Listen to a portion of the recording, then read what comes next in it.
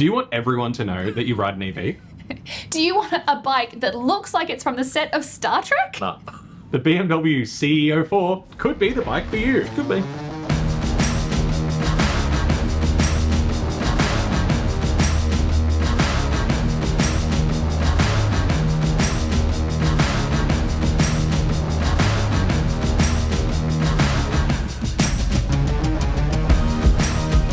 So the CE04 is a competent EV scooter. It's obviously meant for commuting. It's got 130k range, starts from $24,100 right away. It's up there. It is up there.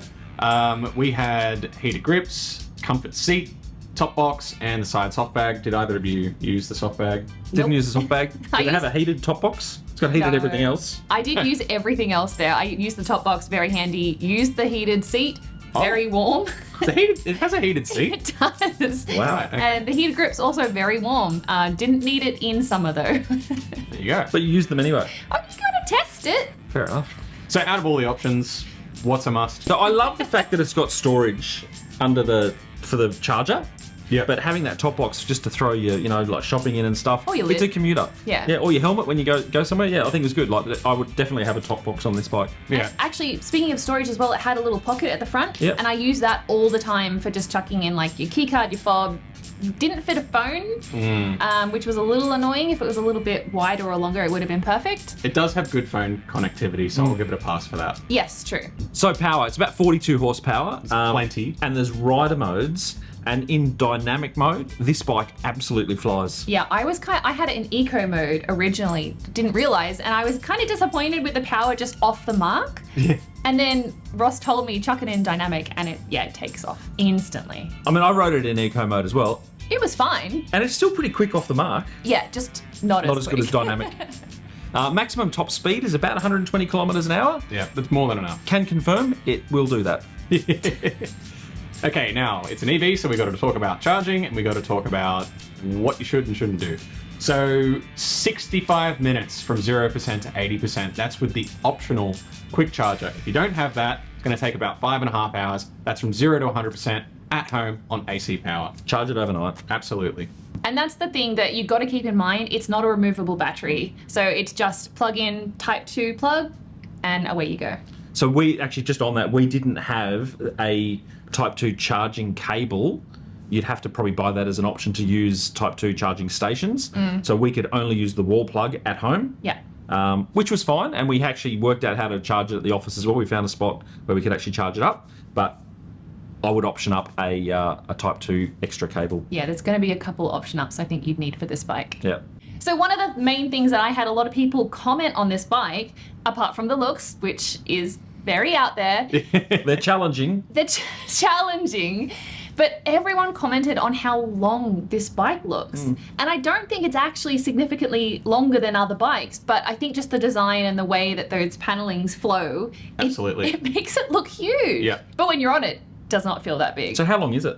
I think it's about 2.3 meters long. So it's not crazy long, it looks it. Because it's a long, sleek-looking bike. Sleek. Yes. Yeah. I think it's sleek.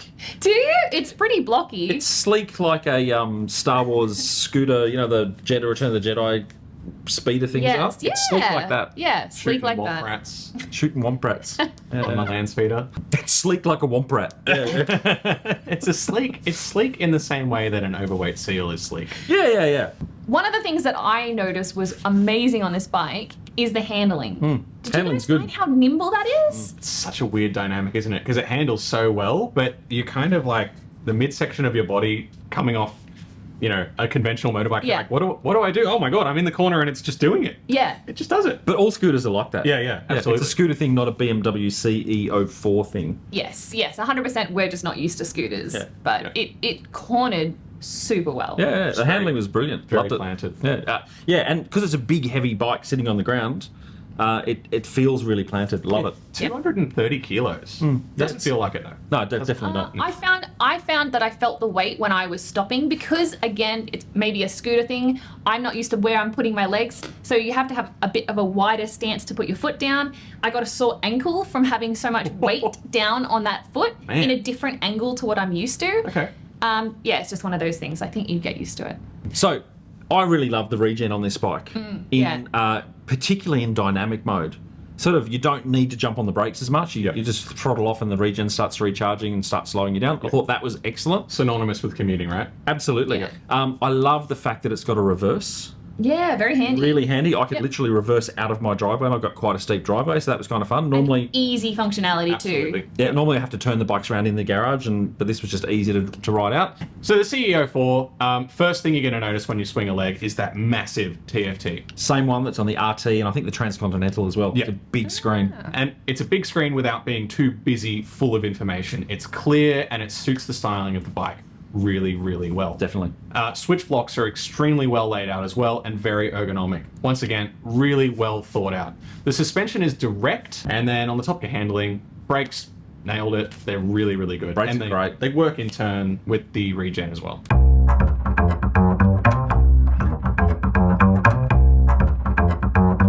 So, into what we don't like about this bike. And I'm a bit torn on this one because the looks are challenging. Let's say the least. The looks are challenging. Yeah. I don't think I like it, but then I look at it sometimes I think maybe I do, but then I go no I don't. So yeah, for me, it's very modern looking. The other issue I had with it was the travel in the front suspension. Yes. It did bottom out a little bit a couple of times coming Every over time. our gutter at work here. Or any speed bump. Yeah. Yep. Yeah. So the front suspension did bottom out. Not a lot of travel there. Would like a little bit more travel in that. Yeah. The other issue I have with it, and this is going to be a funny one, is range. I know every time EVs come up, we talk about range, but for a $24,000 bike, I reckon we should be able to get a little bit more range out of it. Not a massive issue because it's a commuter, but for 24 grand, I'd probably want a little bit more range out of that battery. Things to improve on. Probably the rear ABS is a bit over enthusiastic. Okay, I didn't really find that, but you know, everyone rides differently. Did you jam it on? I didn't. No. I just wanted to see when it comes in. And I don't think the ABS is changed with the rider modes, which would be maybe a good feature. Okay, yep. It's a bit bulky for a commuter, particularly for a scooter, but like you can look past that. Ergonomics. Now, Tegan mentioned before, it's almost 2.3 meters long, but that doesn't necessarily mean you've got a lot of space in the rider's area. So my legs were kind of, a bit cramped on the running boards, and that doesn't really make sense when you look at it from the outside. It looks like it's got a lot more room than it really does.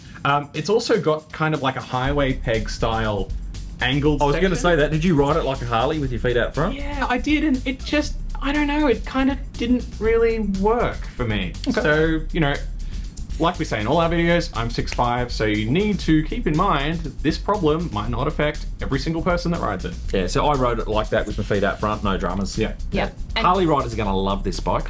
No, it's too fast. now I'm going to jump on the back of that because Ross and I had to go pick up another bike. I think the Street Dog at the time. Street Dog. And so we decided to pillion on the back of this CE04. Looking at it, we were like, heaps of room, big bike. There's pillion foot pegs, let's do this. There is not room for two people on this bike, particularly with the top box where it sits. I was so cramped. Ross was basically nose to the mirrors, how close you were. It was horrible. This is not comfortable. It's lucky we're friends. Look, we don't need to go into the looks anymore. It's challenging. I love that. That's a great description. It's like what's on every report card I've ever got. Lucas is a challenge. Now, I will say, I didn't get a single nod I know. on this bike. Did you guys? I was nodding at everyone. No one was nodding back.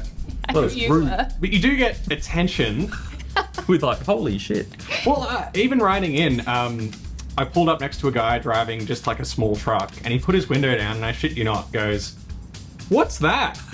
I'm like, "Yeah, it's an electric scooter." He goes, "Okay." I feel like even if they don't say it, the expression is, what is that? Yeah. From everyone.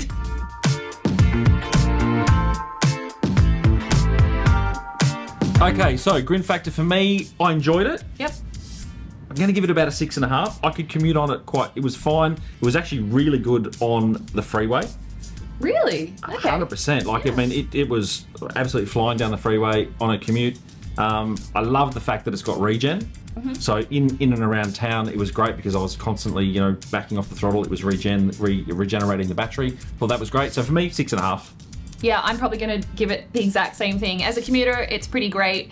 It is a little bit big for filtering. I'd agree with Lucas there. But also being electric, it's pretty great because you don't have to be shifting gears, so you can kind of work around that aspect. But also, I was a little embarrassed on it. So for that reason, 6.5. Yeah, and I'm going to join in 6.5 as well. And, you know, it's kind of, it's so close to being good, but it's just a little bit compromised where it's not quite comfortable, it's not quite sporty, it's not quite the perfect commuter, but there's nothing really massively wrong with it. No, So definitely not. 6.5 is a perfect score. Nice.